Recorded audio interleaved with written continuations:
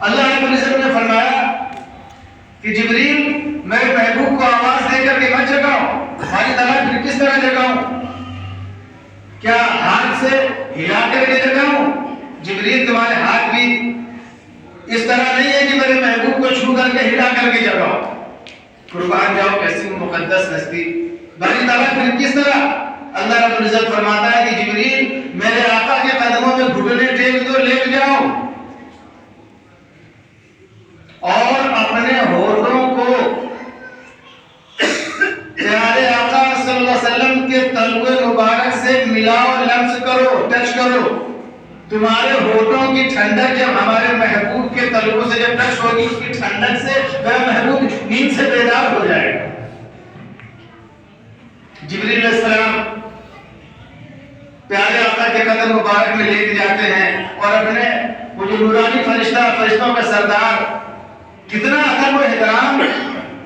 کہنے کا مقصد یہ کہ اللہ رب العزت نے کتنا ادب و احترام جبریل علیہ السلام کو بتلایا۔ جبریل علیہ السلام قدم مبارک میں لیٹ جاتے ہیں اور اپنے ہونٹ آپ کے تلوے مبارک سے لگاتے ہیں، جس کی ٹھنڈک سے پیارے آقا صلی اللہ علیہ وسلم کی نیند مبارک کھل جاتی ہے۔ پیارے آقا بیدار ہوتے ہیں، وہ روح القدس فرشتوں کے سردار اور پیارے آقا حضرت محمد رسول اللہ صلی اللہ علیہ وسلم نے وہ مبارک چادر اوڑھ رکھی ہے، طٰہٰ اور یاسین والی چادر،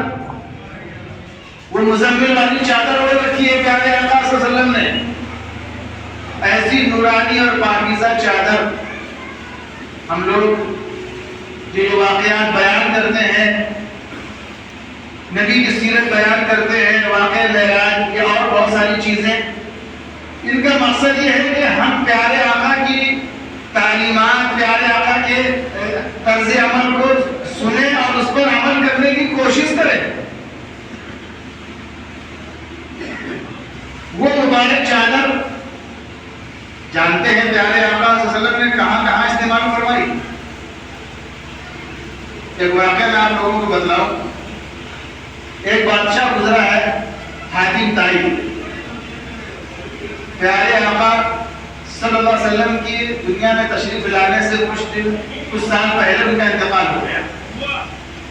اچھا آدمی تھا، نیک آدمی تھا، سخی تھا، خوب اللہ کے راستے میں خرچ کرتا تھا۔ پیارے آقا کے تو دنیا کے اندر تشریف لانے سے پہلے ہی کچھ سال پہلے اس کا انتقال ہو گیا۔ میں نے ایک وقت وہ آیا کہ اس کی بیٹی، حاتم طائی کی بیٹی، ایک مرتبہ جب اسلام اور کفر کے درمیان جب مارکا ہوا تو وہ حاتم طائی کی بیٹی جو تھی وہ مسلمانوں کی گرفت میں آ گئی۔ اگر لڑائی ہوتی تھی تو ایک دستور تھا کہ کچھ لوگ اگر ادھر کے طاقتور ہوئے تو ادھر کے پکڑ لیے گئے، ادھر کے طاقتور ہوئے تو ادھر کے لوگوں کو پکڑ لیا، ہوتا ہے۔ تو حاتم طائی کی بیٹی کو جب پکڑ لیا گیا، گرفتار کر لیا گیا، کیونکہ دشمنوں کی جماعت سے تھی، تو وہ کہتی ہے کہ میں نے سوچا کہ جب ہم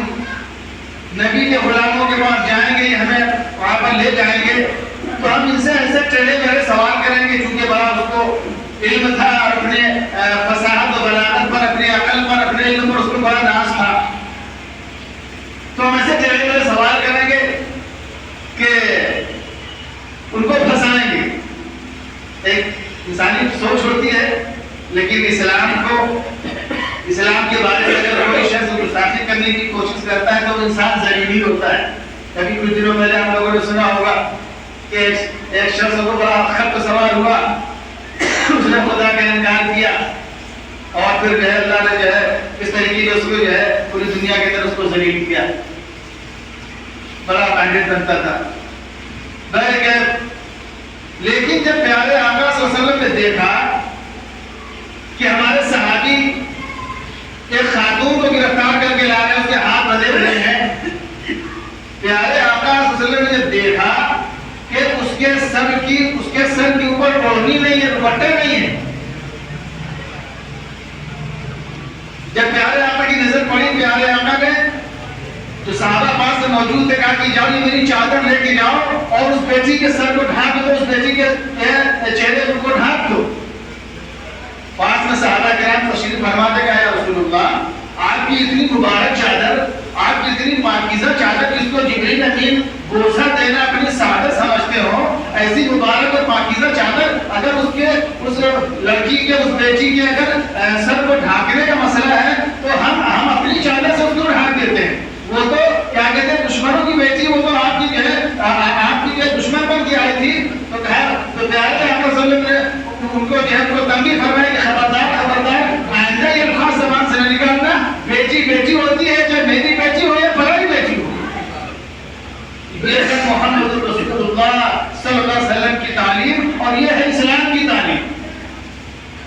کیا فرمایا کہ خبردار دوبارہ یہ الفاظ زبان سے نہ نکالنا، وہ بیٹی میری بیٹی ہو یا کسی اور کی بیٹی ہو، اپنی ماں بیٹی ہو یا کسی دشمن کی بیٹی ہو، بیٹی بیٹی ہوتی ہے۔ اور جو ہے یہ میری چادر لے جاؤ اور اس چادر کو لے جا کر کے اس کو جو ہے اس کو ہلا دو۔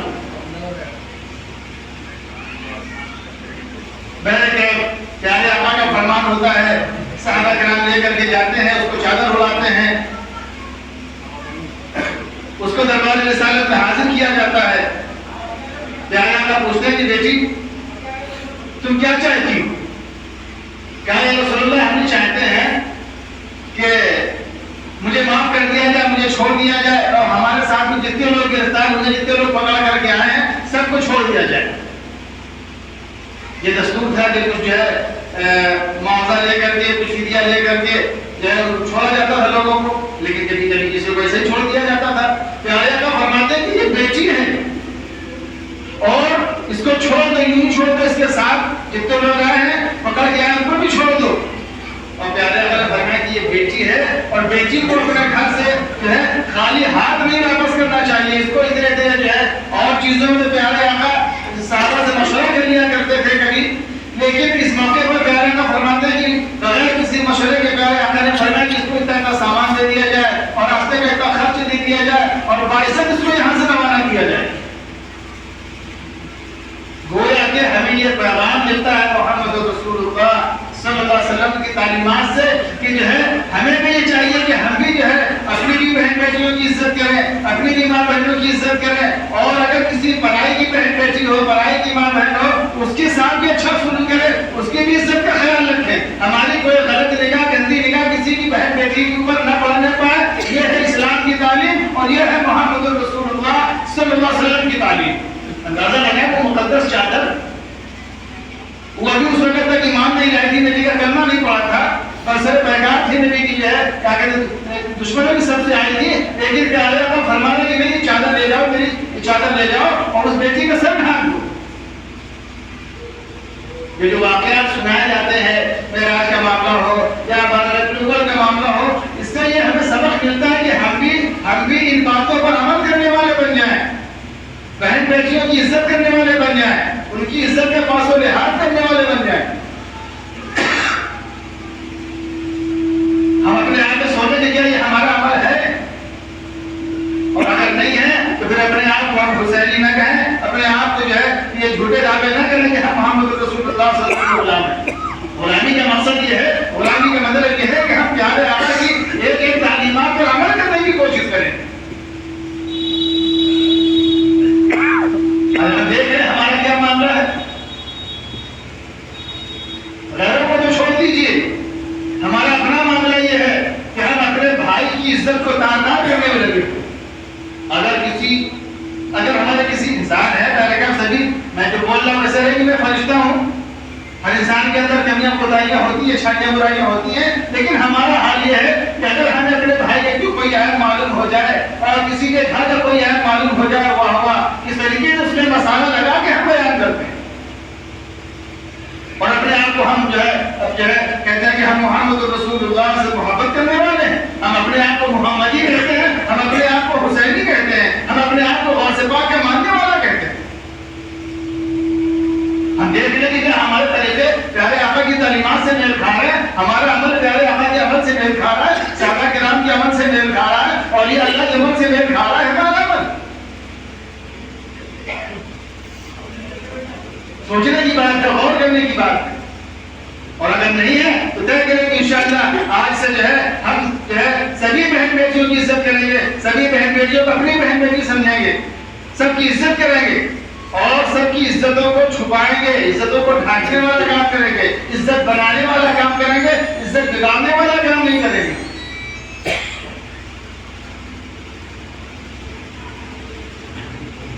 ہم دور سے ہمارے عمل کو دیکھ کر کے لوگ پہچان جائیں گے کہ یہ محمد رسول اللہ کا غلام ہے۔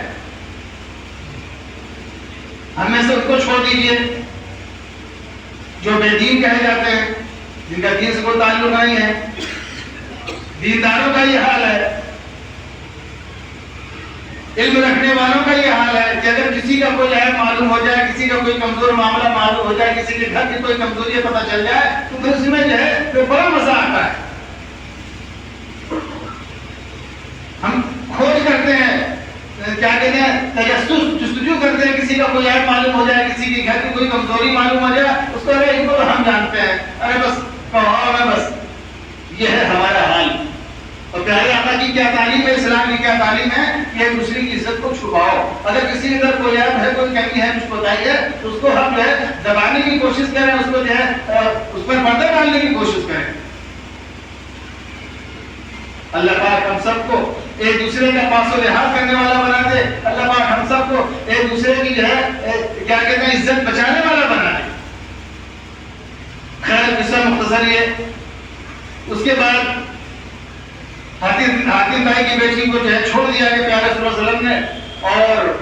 جب اپنے گھر تشریف لے گئی، اپنے گھر گئی، کلمہ پڑھ لیا، اس کے بعد کہا جب اپنے گھر گئی تو ان کے ایک بھائی تھے، ان کا نام تھا عدی، وہ چھپتے چھپاتے چلے میں کہیں ادھر ادھر ہو گئے تھے، جب ان سے ملاقات ہوئی کہ بھائی تم خامخواہ چھپتے چھپاتے پھر رہے ہو، تم خامخواہ ڈر رہے ہو، محمد رسول اللہ تو بڑے رحیم ہیں، بڑے مشفق و مہربان ہیں، بڑے اچھا ان کے اخلاق ان کے معاملات میں دیکھ کر کے آئے ہو، بڑے مشفق و مہربان ہیں، ہمارے ساتھ بڑا اچھا سلوک کیا، تم جاؤ تو صحیح سے ملاقات کے اخبار کرو۔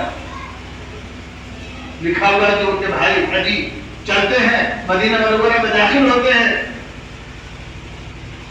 اور وہ کہتے ہیں کہ دیکھو لوگ جاتے ہیں محمد رسول اللہ سے ان کے مسجد میں جا کر کے ملاقات کرتے ہیں، میں ان کے گھر میں ملاقات کروں گا۔ مختصر یہ کہ وہ جاتے ہیں مسجد نبوی میں، پیارے آقا تشریف فرما ہے اور ان کا نام لے کر کے بلاتے عدی آ گئے، آؤ بیٹھے ہوئے تمہارا انتظار کر رہا تھا۔ تو چونک ہے کہ میں نے ہمارے سے کبھی ملاقات نہیں ہوئی، انہوں نے ہمارا نام لے کر کے بلا دیا، واقعی میں کچھ ہے یہ۔ کچھ دیر گفتگو کی، پیارے آقا نے اس کے بعد فرمایا کہ دی آؤ چلو گھر چلتے ہیں، گھر میں چل کے کچھ باتیں ہوں گی۔ اب اور بھی زیادہ تعجب میں پڑ گئے کہ جو ہے ان کو کیسے پتہ چل گیا کہ ہمارے بھی دل میں یہی بات تھی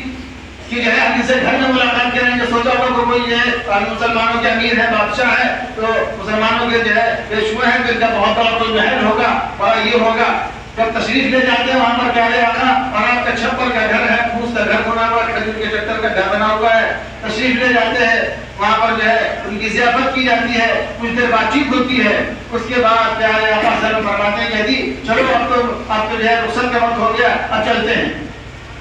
لکھا ہوا ہے کہ عدی کا ہاتھ پیارے آقا صلی اللہ علیہ وسلم کے مبارک ہاتھوں میں تھا۔ عدی کہتے ہیں کہ یا رسول اللہ اب ہم آئے تو تھے واپس جانے کے لیے، لیکن اب واپس نہیں جائیں گے،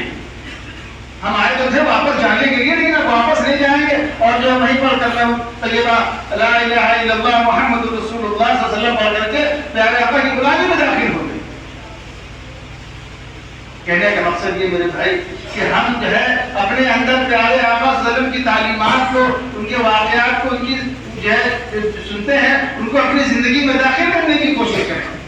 آج ہمارے حالات، آج ہمارے معاملات، آج ہماری بات چیت ایسی ہو گئی کہ ہمارا بھائی ہم سے دور بھاگ رہا ہے، اور ہونا تو یہ چاہیے تھا کہ اس طریقے سے ہمارے اسلاف کے کارنامے دیکھ کر کے، ان کے معاملات دیکھ کر کے غیر لوگ کلمہ پڑھ لیا کرتے تھے، اسی طریقے سے جو ہے، اور ہمارا حال یہ کہ ہمارے اعمال دیکھ کر کے ہمارے اپنے ہم سے دور ہوتے چلے جا رہے ہیں،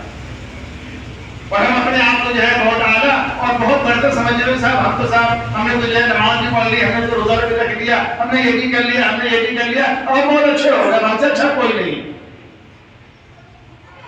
اچھی بات ہے نماز پڑھنا، روزہ رکھنا، تلاوت کرنا، صدقہ خیرات کرنا، زکات، یہ اچھی بات ہے، یہ ارکان اسلام ہے، بنیاد ہے، لیکن پیارے آقا کی تعلیمات بھی ہماری زندگی میں داخل ہے۔